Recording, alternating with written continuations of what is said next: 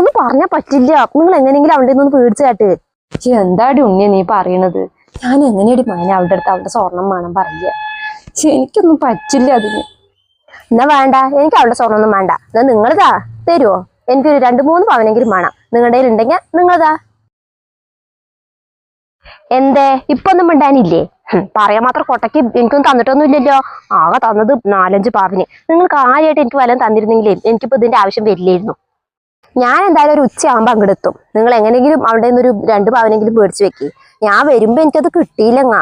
എന്റെ തനി സ്വഭാവം നിങ്ങൾ അപ്പഴാ കാണുക. ഓ ഞാൻ എന്താ ചെയ്യ? മകളുടെ വീട് പണിക്ക് മരുമകളുടെ സ്വർണം വേണം പറഞ്ഞ നടക്കുവോ? ഞാൻ എങ്ങനെ ചോദിക്കത്?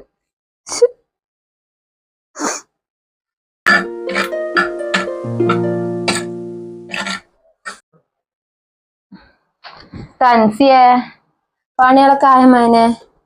അതാവണുമ്മ. എന്തേ